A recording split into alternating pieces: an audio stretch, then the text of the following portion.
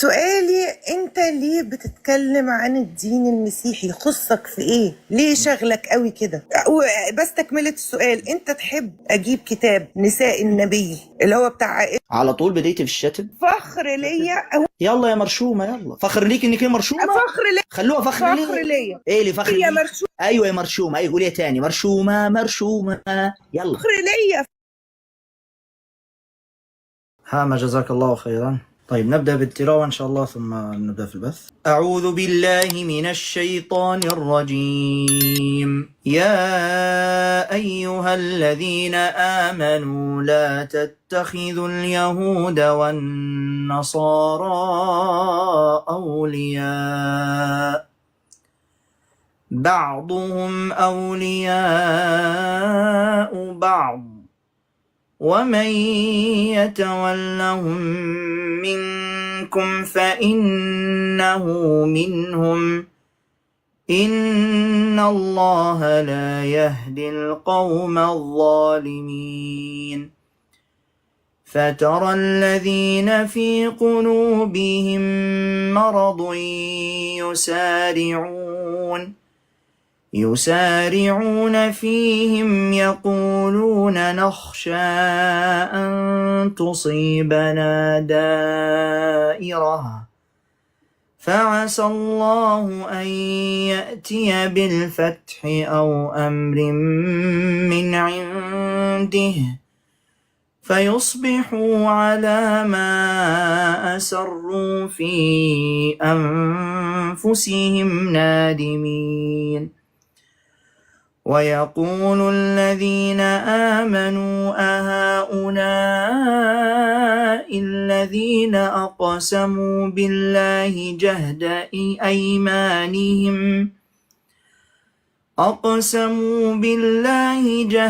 أيمانهم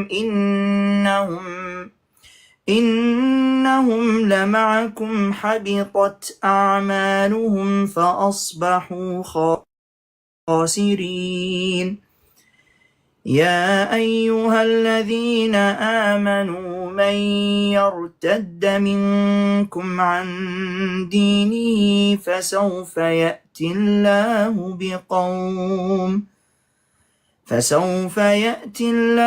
بقوم يحبهم ويحبونه أذلة على المؤمنين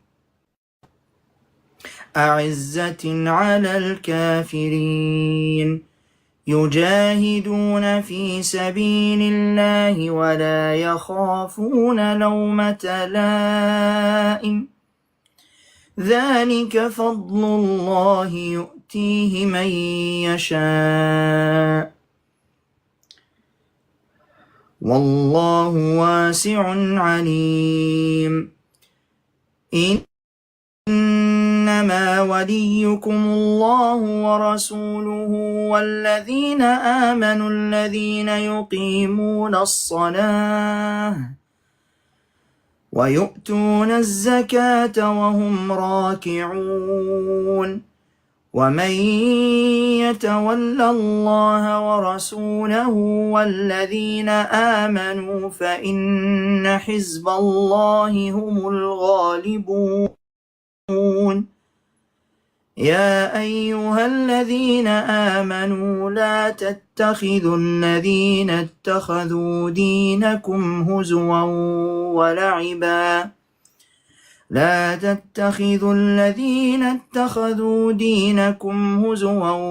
ولعبا من الذين أوتوا الكتاب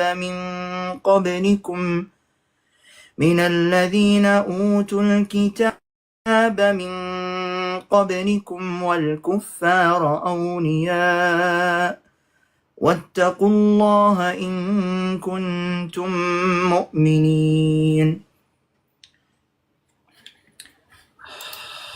لا إله إلا الله. في تعليقات على اليوتيوب يا إخوة، تعليقات غير ظاهرة عندي بتاعت اليوتيوب. خليني أرجع أشوف، هل تعليقات اليوتيوب ظاهرة؟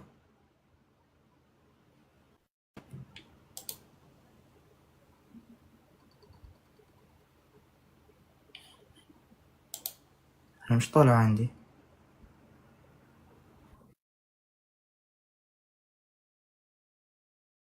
جزاكم الله خير.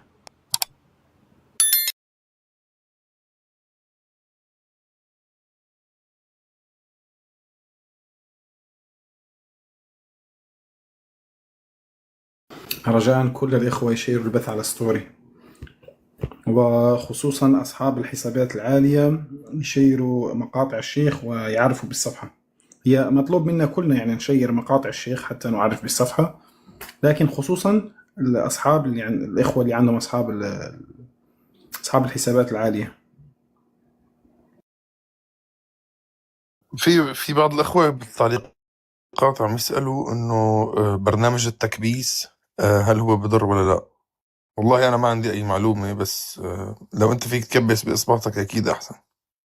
نعم، على الأرجح يضر، على الأرجح يضر. هو التيك توك يعتمد على التكبيس اليدوي.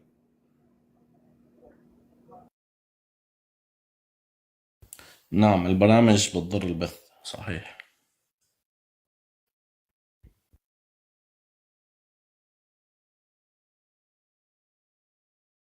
فيه جهاز بتاع التكبيس، هذاك ما يضر. في جهاز يوضع على الشاشة وهو يكبس لوحده. لا للمعلومية يا أخوان اللي عم بيشاهدوا، يعني أنت وجودك باللايف تاخذ عليه أجر ثواب، نشرك لللايف تاخذ عليه أجر ثواب، يعني أنت عم تعمل في دعوة في سبيل الله عز وجل. فأنت بس هيك استحضر النية إن وجودك هون تاخذ عليه أجر ثواب، أنت عم تتعلم كمان في يعني دين الله عز وجل. فحاول إنه تصبر على هذا الشيء، ضلك قاعد تشارك، يعني حط على مسؤوليتك أنت نشر الدعوة في سبيل الله عز وجل. يعني إذا أنت شعرت إنه أنت مالك حسنان بلسانك أنت تدعو لله إنك تاخذ تحكي مع فلان أو كذا، شارك إنه لعله يكون هذا هو سبب هداية للعالم، دعوة في سبيل الله عز وجل. طيب يا اخواننا على اليوتيوب، طبعا الان اشتغل اليوتيوب، بس احنا قلنا المقدمه وكل شيء، بس كان منقطع اليوتيوب، الله المستعان. يلا حصل خير ان شاء الله. طيب نتوكل على الله. اذا في نصراني او نصرانيه يريدان حوارا يكتبان رقم 3. شيخنا فيه نصراني موجود، لكن أعتقد هذا الحساب اللي طلع ونزلت الأخت كأنه هذا اسمها، لو تتذكر يا شيخ. هذه الاخت اللي قريبه من الاسلام اعتقد، صح؟ نعم، كأنها هي. يا أخت طلعت بالغلط. شكلها طلعت بالغلط. بالغلط تمام أخت. اسم حسابها يعني يشبه اسم تلك الأخت اللي ما طلعت منذ ذلك. نعم. طيب فيها نصراني هنا موجود. شيخنا نسيت الخاص شيخي. اي شفت، خلينا ان شاء الله بعد البث تمام شيخي، تمام. نعطيك الرد ان شاء الله.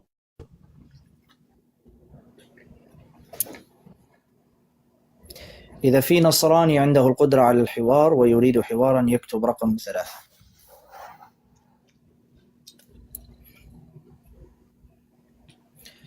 يا سامح علق ب3 من جديد. نصراني اسمه سامح. خلاص يا إخواننا، خلينا نشارك البث. الله يبارك فيكم. نشارك البث في كل مكان، والقادر على تحقيق الأهداف لنجابه البلاغات. بارك الله فيكم، وأسأل الله أن يجزيكم خير الجزاء. المرجو من الإخوة المسلمين عدم كتابة رقم 3. لن نتسامح مع المسلم اللي يشوش على البث يكتب رقم 3، سيتم حظره. المسلم اللي بجنبه نصراني يكتب رقم 3 ويكتب بجنبه نصراني.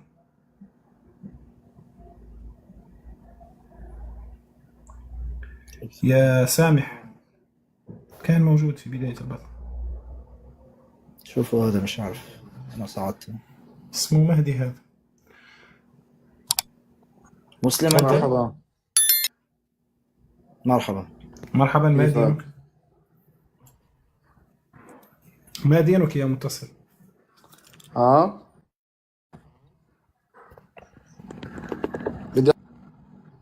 يتعسل علينا. انزل. والله يتكلم يعني بشكل ثقيل.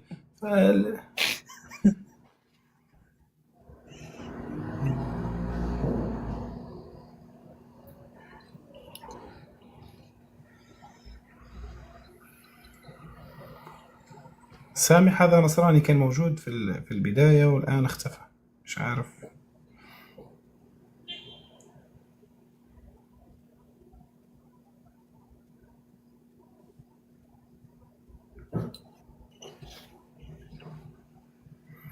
أي نصراني عنده سؤال عن الإسلام وعنده القدرة على الحوار أو نصرانية يكتب رقم 3 فقط، غير المسلمين الذين يكتبون رقم 3. شيخي كأنه قليل صارت كلمة مرشوم، أنا ملاحظ إنه ما عاد استعملناها كثير. لا السلام بالعكس، عليكم. عليكم امبارح السلام، قلناها. تفضل يا محمد. بجنبك نصراني؟ بجنبي مو نصراني، أنا بسألك عن الحكم في سوريا. طيب يلا ارقد في في الحضر. الحضرة تسمع الجواب. تسأل عن الحكم في سوريا، أنت واحد كذاب كاتب في التعليقات إن جنبك نصراني. تغير ابدأ بنفسك، مالك ومال الحكم في سوريا. غير ابدأ بنفسك، واحد كذاب. هو للأمانة يا شيخ لم يكتب جنبي نصراني، لكن ظل يكتب 3 ويكرر. هو أنا شايف اسمه محمد.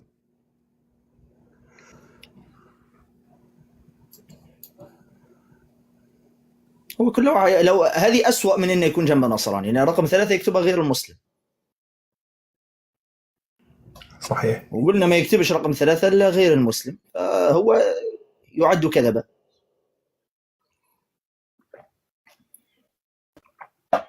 أنا ما عاد أستخدم رقم 3 بحياتي أبدا، حتى بالحياة الاجتماعية.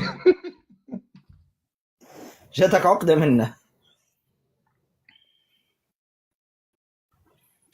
أي نصراني عنده سؤال، يريد سؤالا أو يريد حوارا، يكتب رقم 3.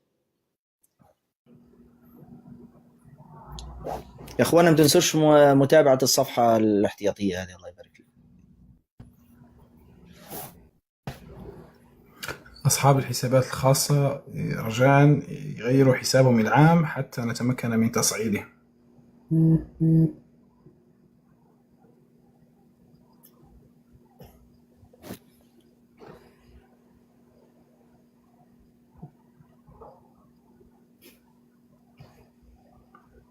خلينا نشارك البث، الله يجزيكم الخير يا أخوانا. هذا مازن مش طلع الأمس أعتقد.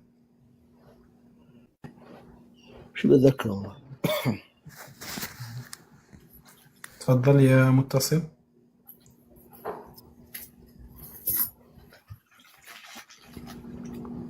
افتح المايك يا مازن، تفضل. ما دينك؟ انت طلع امس وما تكلم يا اخي، ضل هيك مسكر المايك اللي نزلناه. حضر مباشرة، تم حضره. مع السلامة يا مازن.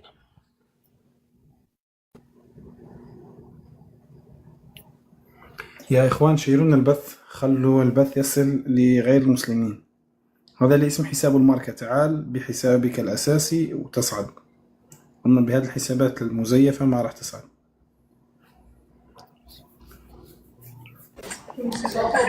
السلام عليكم. مرحبا، أهلين فيكم. ما دينك؟ مسلم. طيب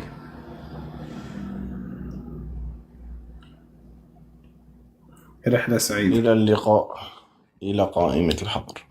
نكرر من جديد، أي مسلم يتصل في هذا البث سيتم حظره. بث المسلمين، اتصالات المسلمين على العصر وليس الآن. جزاك الله خيرا يا أخي. ما زلنا نكرر، لن نتراجع عن هذا الأمر إطلاقا. أي مسلم يكتب رقم 3 يطلع في القسط، حظر فورا. شيرين أرسلنا لك عدة مرات، حاولي تطلبي جاست. مش عارف أنا أضغط على إرسال الطلب لكن يظهر أنه ما يمر يا شيخ. شيرين اطلبي جاست. هذه اللي حاطة صورة متبرجة؟ لا كاتبة أنا مسيحية. مش عارف أصلا، شفت واحدة في القسط مش عارف الاسم تقريبا، حتى هي تقريبا شيرين. لا هذه يعني هو عبارة عن قرد لكن لعبة يعني. هذه لا، هذه هذه اللي عامله تاج لواحد مش- اسمه القاشوش وكذا، هذه مش عارف الله اعلم ما دينها. بس على كل حال نحن لا نقبل الاتصال وانت وضع هذه الصوره. اذا اردت الاتصال غيري الصوره. نعم.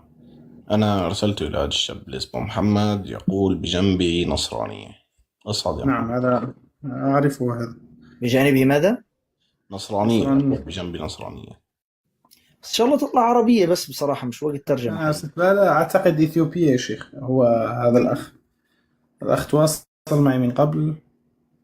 والله ما عندي راس قسما بالله للترجمه حاليا والله. أنا شايفك تعبان من بداية البث يا شيخ. السلام أصلاً عليكم ورحمة الله وبركاته. كنت اريد ان الغي البث، لكن قلنا ما عملنا بث مسلمين، فما حتى ما نعم. متعودين الناس وكذا. ممكن تتكلم عربي إلى أثيوبية يا شيخنا، لأنه في منهم يتكلمون العربية. السلام عليكم ورحمة الله وبركاته. وعليكم السلام. وعليكم السلام ورحمه الله. البنت يا أخ محمد هلا يا أخوة، مين؟ الله يحييك، هي تتكلم عربية يا أخ محمد؟ أيوة تتكلم عربي، بس يعني أتوقع الأشياء هذه اللي المسيح والمصطلحات هذه أتوقع يبغى مترجم ما بتفهمها. طيب هي خلينا طالبة، هل هي طالبة حق أم مجرد مجادلة؟ والله يا شيخ أنا قد حاولت معها صراحة، هي تأخذ وتعطي معي، بس في الأخير تعصب يعني. ما أدري ليش يعني هي تعصب، هي اللي أنا أبدأ معها الحوار بشوي بأدب، حتى هي تكون عادي يعني مرنة بالحوار. قولي لها طحتي وين استرحتي، جيتي عند الشخص اللي مش عصبي أبدا. على كل حال والله يا شيخ ترى لها 3 سنين أخوالي يحاولون فيها، بس يعني ما حد من أخوالي يعرف، ما حد بيقدر يقنع أصلا. والله نحن نبذل قصارى جهدنا. تمام، خليها تجهز بس إلى أن نشوف هذا كريس يجي المترجم. أخي أمين هذا بدون مسلم. مترجم، تكلم معه بالعربي ما دام تعرف عربي. هذا كريس مسلم. طيب مسمي محمود. مسمي شيء. دقيقة يا أخي غير اسمه. لا مش خليه أخ. تفضل يا كريس، افتح صوت يا كريس. السلام عليكم. أهلا يا كريس. أعتقد مش مسلم. كيف حالك يا سيد الشيخ؟ ارفع صوتك أول شيء. كيف حالك يا سيد الشيخ؟ حالي تشوفه إن شاء الله في الحضر. تمام، يلا أخ محمد شوف لنا هذه النصرانية اللي جنبك عشان ما تكذبش مرة ثانية تزعم أنك أنت نصراني وأنت لست كذلك. الكذاب ينحضر على طول. أخ محمد افتح الصوت وخليها تتكلم معنا هذه النصرانية. دقيقة يا شيخ بس دقيقة، أنا قاعد أكلمها الحين عشان تتجهز. ماشي تمام. يا الله. إخواننا رجاء الكل يعلق بVIP لايف، وكل الإخوة يشيروا البث ضغطة مطولة على فراغ شاشة، ونرسل البث لجميع الأصدقاء والإخوة الداعمين. جزاهم الله كل خير في دعم البث وانتشاره. بارك الله فيكم. اي والله يا اخواننا المشاركات وتحقيق الاهداف هذا كله يجابه البلاغات بشكل كبير جدا، فلولا فضل الله عز وجل ثم انتم كان يعني البث ينحضر من اول دقيقه، فنشد الهمه. الله يجزيكم الخير. السلام عليكم. عليكم السلام ورحمه الله. جاهزه جنبك؟ والله يا شيخ يوم جبتها تقول أنا ما أعرف عربي، كأنها تبغى مترجم بس ما أدري كيف، ما أدري هي الظاهر إنها ما تبغى تتكلم الحين، فقالت لي جيب مترجم، ولا هي خراطة ما تبغى.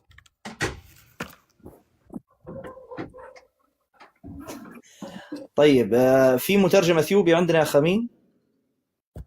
معنا الشيخ إدريس يا شيخ، لكن للأسف ضيعت ما سجلت رقمه. لا عندي رقم انا الشيخ ادريس، حنبعث لك إن شاء الله. يا شيخ زين، إيش رأيك تخلي النقاش معها بكرة أحسن؟ ماشي تمام ان شاء الله. بس لأن أحس الحين أنت يعني ما أنت مروق للترجمة وكذا، وبعد هي أحسها يعني ما هي مرة مروق. كويس تمام. خلاص المعذرة على الزاج يا شيخ. الله يبارك فيك.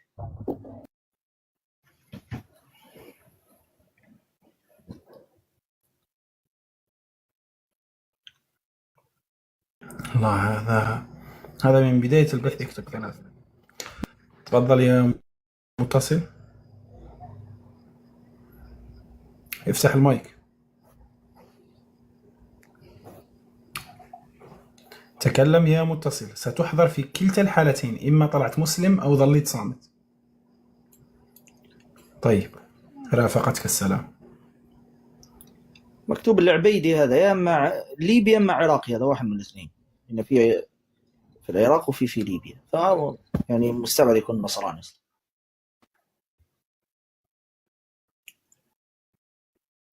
يلا خلينا نطهر الصفحة شوية من هاللي شوشوا هؤلاء، معلش نتعب شوية لكن يعني طهر الصفحة من اللي شوشوا هؤلاء. صحيح شيخنا، فالحساب الأول تم تطهيره، لكن هذا الآن يعني لازم نطهره من هذا الحساب أيضا. يا ماتيو يسعد، أرسلت لك. يا أخواننا المشاركات ضعيفة جدا، خلينا نوصل مشاركات 50,000. الله يبارك فيكم، ساعدوا أخوانكم الذين يدعمون البث ولا تجعلوهم وحدهم يسبحون. يا ريت المسلمين يسحبوا قستاتهم حتى ما يشوشوا علينا من فضلكم.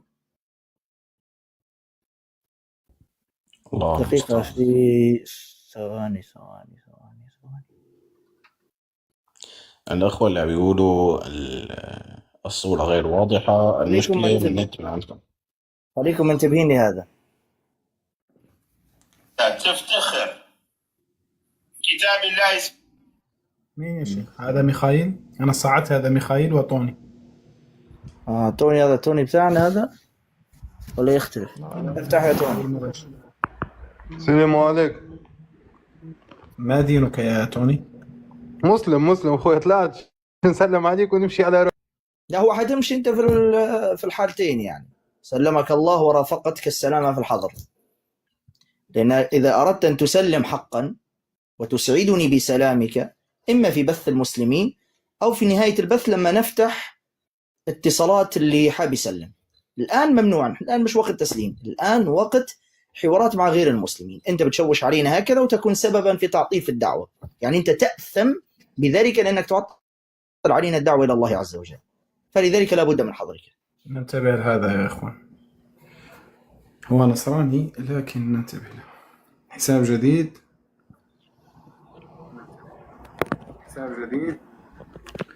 تفضل يا متصل.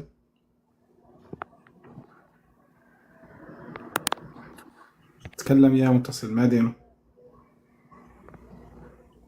الو. نعم تفضل، ما دينك؟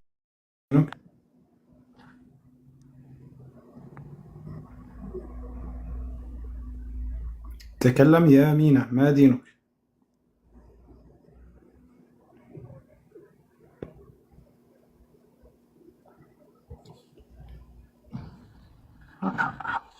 حضر على طول، لأنه الفعل فعلا يعني اللي يريد يحاور الشيخ يصعد ويتكلم بشكل عادي.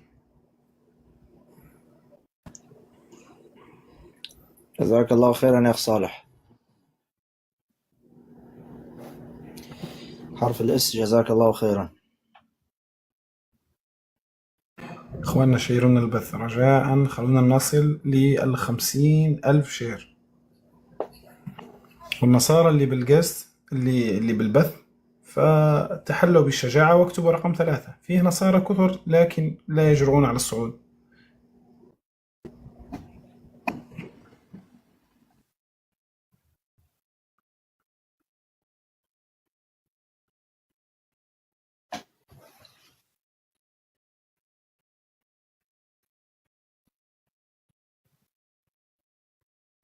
هذا أيضا ننتبه له. تفضل يا هذا واحد وسخ من جماعة مذمم طالح. يلا يا نصراني قاعد مذمم طالح بيسب معبودك وقاعد تركع له.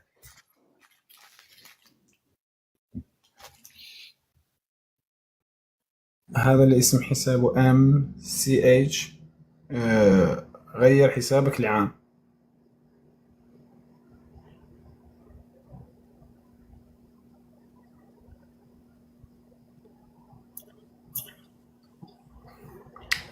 إذا في نصراني يريد حوارا يكتب رقم 3. النصراني اللي يسمي نفسه مسيحي يكتب رقم 3.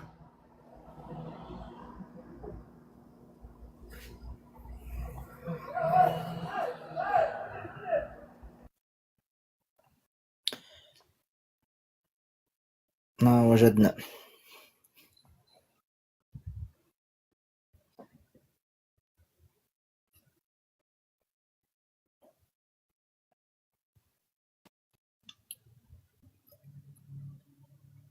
ألو. السلام عليكم. تفضل يا تامر، ما دينك؟ مسيحي. كيفك يا شيخ؟ كيفك هو أبو تامر. آدم؟ تامر ما غيره هذا. أهلا وسهلا. الحمد لله. أنت تامر الأول ولا تامر واحد ثاني؟ تامر شيخنا تامر. أنا الأول نفس أنا يا شيخ. يظهر له المسيح شيخنا. غيرت الصورة يعني. نعم. طيب، عندنا سؤال كيف حالك؟ محيرنا يا تامر. تفضل. لماذا أطلق على الشيطان في كتابك كلمة إله ولم يقال عن يسوع المسيح أنه إله؟ يعني بالتصريح هكذا قيل عن الشيطان إله وما قيل عن يسوع المسيح إله. لماذا؟ صدق هاي ما بعرفها. ما هو الذي لا تعرفه؟ ما عندي الإجابة. طيب أنت تعرف النص الذي قيل فيه عن الشيطان أنه إله؟ أتوقع إله الدهر. أيوة، إله هذا الدهر، في رسالة بولس إلى أهل كورنثوس. فكيف يقال عن الشيطان إله ويسوع اللي أنت بتعبده لم يقل عنه أحد أنه إله في الكتاب عندك؟ هلا إذا سيدنا المسيح أجى حكى أنا هو الله مش رح حدا يصدقه. أيوة تمام، يعني هو ما قال. لا هلا هو في كل الفريسيين وهذا كله عرفوا انه هو الله، ولا ليش طلبوه؟ طيب معلش، هو قال أنا الله ولا ما قال؟ هلا حكى باكثر من نص، بس مش حكى انا الله، حكى هو ايش تفرق يعني؟ ما انت قلت الآن أنه لو قال أنا الله ما حد حيصدقه، بعدين ما فيش مشكلة، خلي شغله عمرهم ما صدقوا، المهم يقيم عليهم الحجة. لو كان هو الله فعلا كان المفروض يقول لهم أنا الله، زي ما الإله في العهد القديم عندك في كتابك قال أكثر من مرة أنا إله وأنا الرب وأنا الله. فليش في العهد الجديد غير راية وصار ما يقول أنا الله، صار يقول أنا والأب واحد؟ نعم شيخ، بس بحكي لك حكى يعني ليس كل من يقول لي يا رب يا رب يدخل ملكوت السماوات. اللي بيحكي كمل النص. مش ثواني. خليك معي.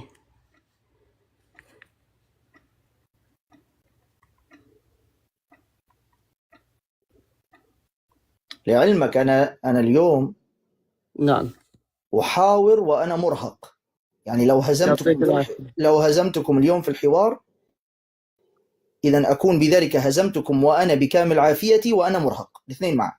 يعطيك العافية شيخ. شدوا حيلك في أقانيمك الاثنين يا شيخ. الله يبارك فيك. المشكلة طيب خلينا من النص هذا. أنت قلت إن الناموسيين فهموا أنه هو إله، ليش؟ ماذا فعل حتى يفهموا أنه إله؟ ما الذي فعله حتى يفهموا أنه إله؟ شو ماذا يفعل شيء؟ أنت قلت الفريسيين، أنا بحكي على الفريسيين. أيوة عارف.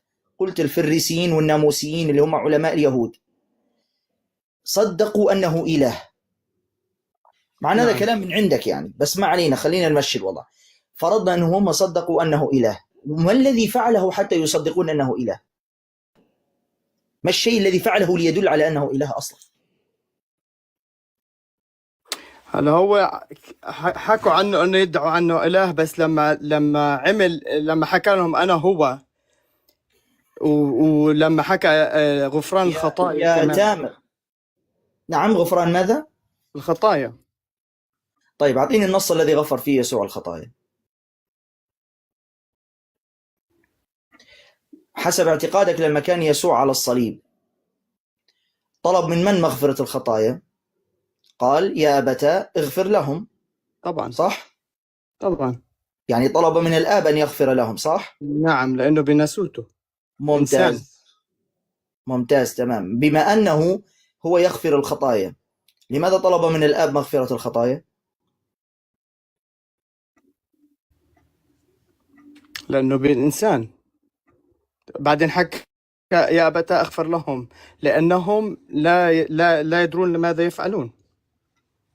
ماشي، ما جاوبتش على سؤالي. بما أنه هو يغفر الخطايا، لماذا يطلب من الآب يغفر الخطايا؟ ما حكى يا أبتاه اغفر لهم. ما عارف، حكى يا أبتاه اغفر لهم، ما لا يا جداه اغفر لهم، قال يا أبتاه اغفر لهم. بصفة الإنسان. ليش؟ بصفة ماذا؟ بصفة الإنسان. من قال لك أنه بصفة إنسان؟ وين في النص أنه بصفة إنسان؟ احنا هيك بنآمن انه هو الانسان ابن الله. والله انا ما لي علاقه هيك، بدي اعطيني الدليل. وين في النص انه هو قال انا بصفتي الناسوتيه قلت اغفر لهم يا ابتاه؟ مين بيغفر الخطايا يا شيخ؟ التلاميذ يسوع هم اللي بيغفروا الخطايا. ليش ما اجاش من... طيب ليش ما... طيب اصبر. انت سالتني من الذي يغفر الخطايا، صح؟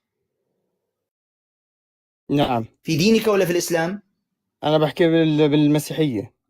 التلاميذ والكاهن. وبالاسلام الله فقط. اما في دينك الكاهن والتلاميذ يغفرون الخطايا. تريد الدليل؟ افتح انجيل يوحنا 23 وهو يقول من غفرتم، يكلم التلاميذ، من غفرتم خطاياه غفرت ومن امسكتم خطاياه امسكت. وفي سفر اللاويين في يوحنا ايش عفوا؟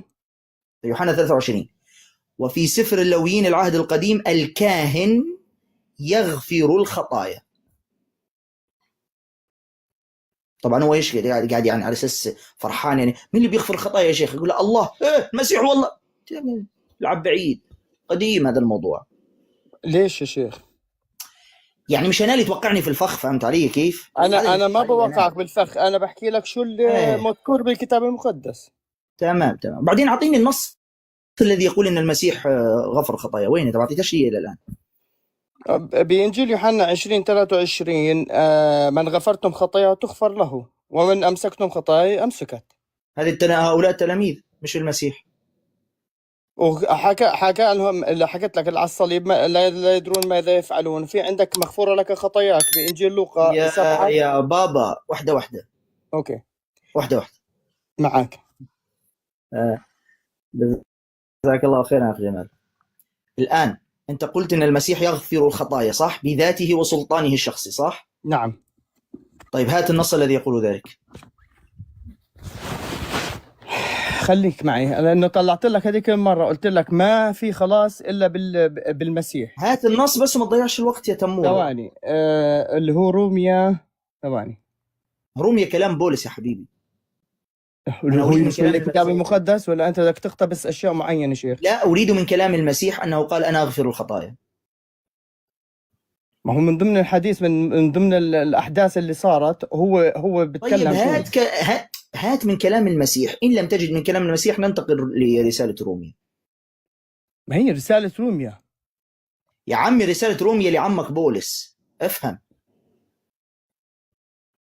روميا مين كاتبها؟ بولس، صح ولا لا؟ بولس جاء بعد المسيح وواحد كذاب. هو في نفس الرسالة، في رسالة روميا قال عن نفسه كذاب. في رسالة روميا نفسها قال فإنه إن كان صدق الله قد ازداد بكذبي لمجده فلماذا أدان بعدك خاطئ. في رسالته لأهل روميا في نفس الرسالة قال عن نفسي كذاب. أنا ما ليش علاقة، هو اللي كذب نفسه بنفسه. طيب روميا مذكور. طيب ب3:24 يا تمورة، مش ناوي يجيب من كلام المسيح ولا كيف؟ ما عندش المسيح نص يقول فيه غفرت الخطايا مثلا؟ حكى وين؟ يلا ايوه جيب لي من كلام المسيح عشان نتناقش فيه بعدين ننتقل لبولس. لا انا حكيت لك لو روميا 3 طلعت لك النص هلا. يا رب العالمين، الله تامر ثبتني على هذا الدين يا شيخ. انت حتحولني الى منشد انت. لا يا شيخ. يا تمورة. اخ امين. تمورة ركز معايا.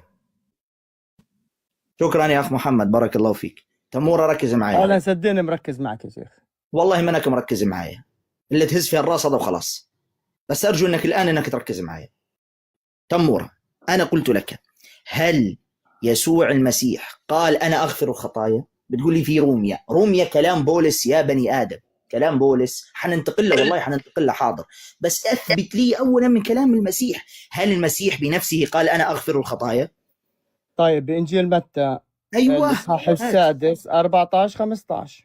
تمام، اقرا النص يلا. فإنه إن غفرتم الناس زلاتهم يغفر لكم أيضا أبوكم السماوي، وإن لم تغفروا الناس زلاتهم لا يغفر لكم أبوكم أيضا زلاتكم.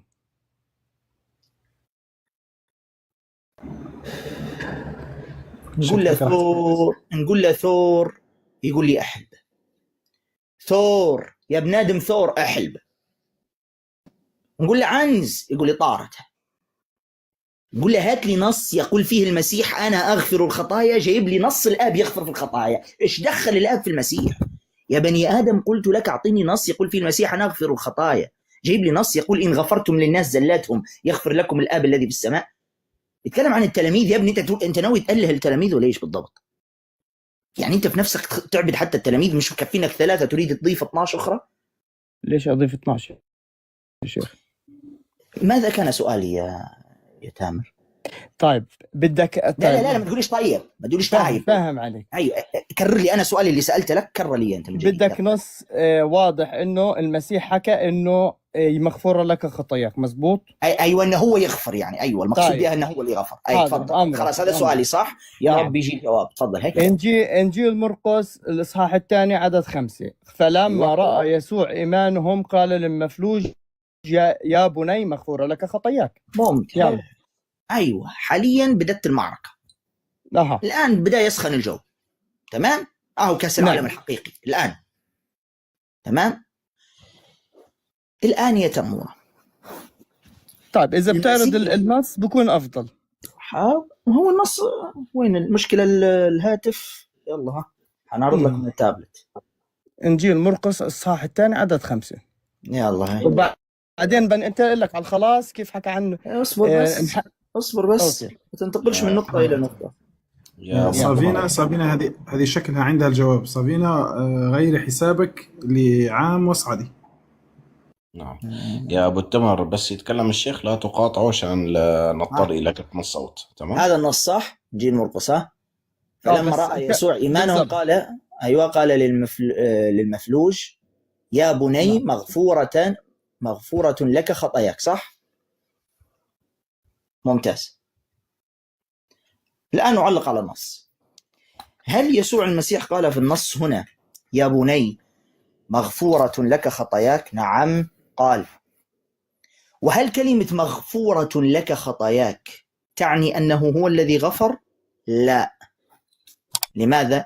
لأن هنالك فرق بين أن يقول مغفورة لك خطاياك وبين أن يقول غفرت لك خطاياك. لغويا فرق بين الجملتين. فحين يقول مغفورة لك خطاياك هنا أعطى خبرا أن خطيتك قد غفرت. تمام؟ أعطى خبرا هنا.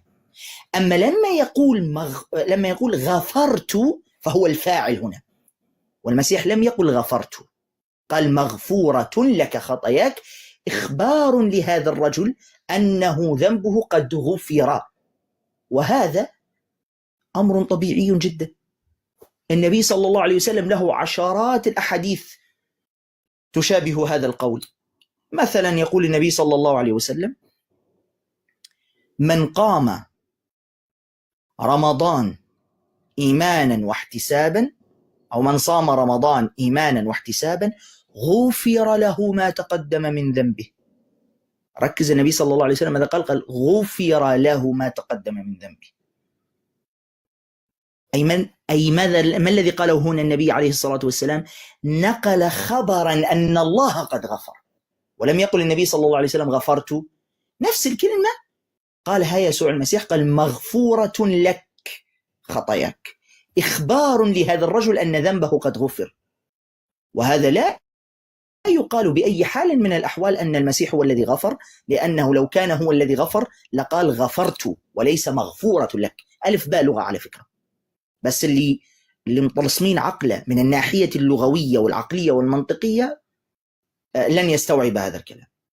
تمام؟ هذا الجانب الأول. الجانب الثاني، أصلا هنالك نصوص كثيرة في كتابك على لسان المسيح. لو سمحت أنا عايزة أتكلم معاك يا شيخ زين. أنت مسلمة ولا غير مسلمة؟ لا هذه نصرانية يا شيخ، هذه اللي طلبنا منها في البداية تطلع. طيب اصبر شوي. فبالتالي بسم الله شو ندخل زي الجن هكذا. شيخ أنا مضطر أنزل، أنا متأسف. بدك تنزل؟ عندي إشي اضطراري صراحة. ماشي تفضل.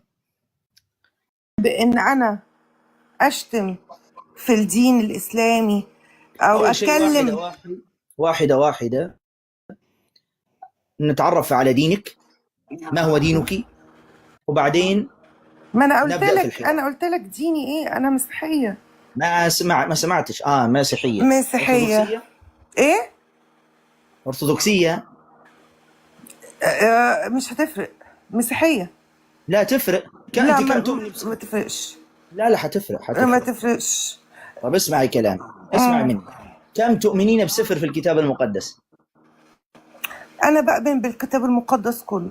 ما هو الكتاب المقدس أنا مش هي دي. مش شوية اهدي شوية، اخفضي صوتك عشان ما نزلش. كلمتين بس. اخفضي صوتك عشان ما تنزليش. اخفضي صوتك. عشان صوتك عالي جدا، سامعينك نحن. انت ترضى اخفضي يعني صوتك واكتمي الصوت. اكتمي الصوت واسمعي جوابي. هو كل النصرانيات الفترة الأخيرة صارت راديوات ولا ايه؟ اصبري واسمعي كلامي. لا تفرق انك انت ارثوذكسيه ولا بروتستانتيه ولا كاثوليكيه، لان كل واحد له عقيده. الكتاب المقدس نفسه كل كنيسه لها كتاب مقدس مختلف. يعني الارثوذكس يؤمنون ب73 سفرا، البروتستانت يؤمنون ب66 سفرا، الكنيسه الحبشيه تؤمن ب81 سفرا، الكنيسه الكاثوليكيه تؤمن ب73 سفرا. تمام؟ فبالتالي كل كنيسه تؤمن بعدد اسفار.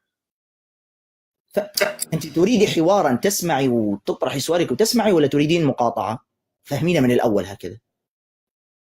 تريدين مقاطعة ولا تريدين حوارا سؤال وجواب وتسمعي؟ أريد حوار. طيب خلاص، اطرحي سؤالك واكتمي الصوت ولا تقاطعيني أثناء الجواب. تفضلي اطرحي سؤالك، ماذا تريدين؟ سؤالي أنت ليه بتتكلم عن الدين المسيحي؟ يخصك في إيه؟ ليه شغلك قوي كده؟ ماشي، هذا هو سؤالك؟ بس تكملة السؤال، انت تحب اجيب كتاب نساء النبي اللي هو بتاع عائشة؟ بديت يا مرشومة على طول في الشتم؟ يعني مش مكفيك ان القسيس بيرشمك في الكنيسة؟ على طول بديت في الشتم؟ فخر ليا. يلا يا مرشومة، يلا فخر ليك انك هي مرشومة. فخر ليا. خلوها فخر ليا. ايه اللي فخر يا ليك؟ مرشومة. ايوه يا مرشومه. ايوه قوليها تاني. مرشومه يلا. فخر ليا. ما تنزلوهاش يا اخوه، خلوها. قولي تاني، ما تقطعوش عليه الصوت، خليها تقول يا اخ. يا مش عليها خليها. فخر ايه؟ اخلاقك، هي دي اخلاقك. فخر ايه بقى؟ قوليها تاني يا مرشومه. قولي تاني مرشومه. هو مرشومه دي شتيمه؟ هي دي شتيمه؟ القسيس لعب فيك، القسيس لعب فيك يا مرشومه. لعب في امك يا ابن امك انت اللي لعب فيها القسيس، مش امي. انا امي طاهره. امك اللي لعب فيها القسيس في الكنيسه بيرشمها. مش قلت كده حاليا انك مش شتيمه؟ هي السيده عائشه تسبيها يا وسخه. لحظه يا اخي، السيده عائشه تسبيها يا وسخه. نعل السيده عائشه بكنيستك كلها، بكنيستك كلها. نعل السيده عائشه بكنيستك كلها. الكنيسه اللي ما علمتكش انك انت تكوني حتى انثى. انا استخدمت مع هذا الاسلوب، كانت تريد ان تسب السيده عائشه المرشومه. فعلا مرشومه.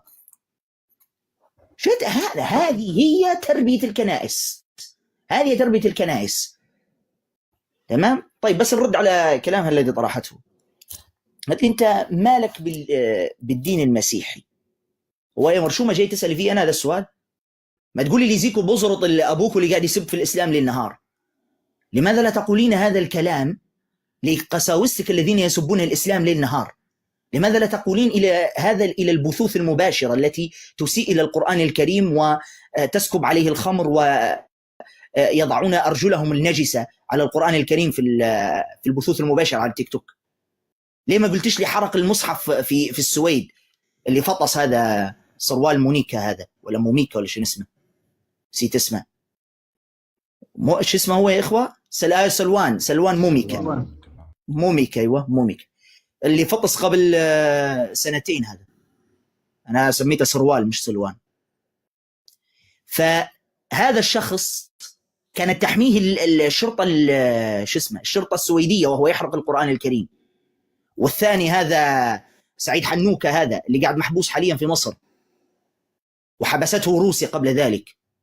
تسبون ديننا ليل نهار، تدخلون في البث المباشر زيك انت يا مرشومة هكذا، تدخلين تسبين الإسلام ليل نهار، تسبون الإسلام وتسبون السنة وتسبون القرآن الكريم. نحن نرد عليكم بالدليل والبرهان. أنا من كتابك أرد عليك من كتابك، أحاججكم من كتابكم. لماذا أفعل ذلك؟ دعوة إلى الله. الله عز وجل هو الذي أمرني بذلك، أمرني بدعوة الكفار اللي من بينهم أنتم. أنا مأمور بالقرآن الكريم أن أدعو إلى الله عز وجل، نصارى، يهود، ملحدين، دروز، روافض، أيا كانت ملتهم، أيا كانت، مأمور بذلك أنا. لكن هالمرشومة هذه مستحيل تقول هذا الكلام إطلاقا، تقول هذا الكلام لقسوستها أبدا. هي عارفة كويس أن قسوستها يسبوا في الإسلام للنهار ويسيئون. عمركم شفتوا مسلم واحد حرق الإنجيل؟ عمركم في حياتكم هذه كلها شفتوا مسلم واحد حرق الإنجيل؟ ما فيش أبدا. شوفوا كم نصراني وكم ملحد حرق القرآن الكريم بحماية دولية، بحمايات دولية. نحن لا نحرق، نحن نرد بالدليل والبرهان، وهذا اللي وجعكم أنتم، لأن نحن بنرد بالدليل والبرهان وشايفين كل يوم بفضل الله عز وجل من يعتنق الإسلام، فلذلك مرعوبين أنتم، مرعوبين من الحق حين يتجلى. شيخي من كتر المحبة تبعهم من كم يوم، ما أدري سمعت من 4-5 أيام، في واحد أمريكي نصراني طعن واحد مسلم، سمعت فيه؟ هذه دائما بشكل دائم على فكرة، بس الإعلام الغربي متكتم على الموضوع على فكرة. وقالوا الشرطة الأمريكية قالت علنا، قال لهم أنا أكره المسلمين علنا هكذا، لذلك هو طعنه. نعم. خلينا نشوف ماتيو هذا قبل ما نعم نشوفوا ماتيو. شيخنا هي قالت أنا أفتخر بالرشم. خلاص مش عارف ليش زعلانة. ماتيو افتح المايك. مساء الخير للجميع. مساء الخير يا شيخ، كيف حالك؟ مساء الخير لمتابعينك والجميع على البث. طبعا أنا متابعك من زمان، بسمعك من زمان. ما دينك يعني أولا؟ معلش أنا مسيحي. يعني أهلي إنجيليين، بس أنا يعني مش كثير بآمن بالطائفية. أنا عايش بأمريكا، أنا اسمي بعدين مثنى ماثيو، هذا اسم التيك توك. بس إنه يغفر الخطايا. طبعا عندي كمان سؤال لك بس بعد ما أخلص. بس هو قبل أن تثبت أنه هو، لا أنا ما بدي أثبت، أنا بس بقرأ لك يعني. بس ثواني شوي، انتظر شوي بس نعلق على اليوتيوب. تفضل. اشتغل الآن على اليوتيوب يا إخوة.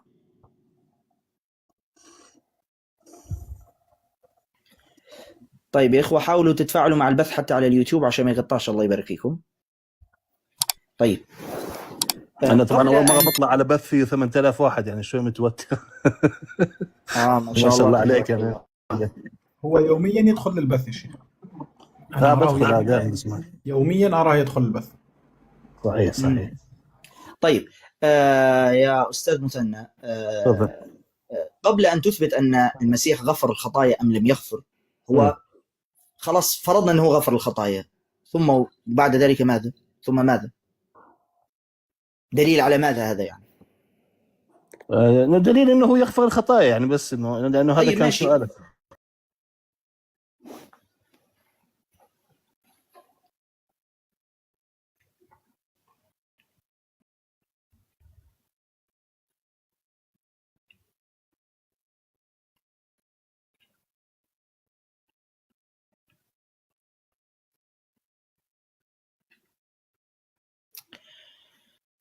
طيب الآن يشتغل على اليوتيوب يا إخوة.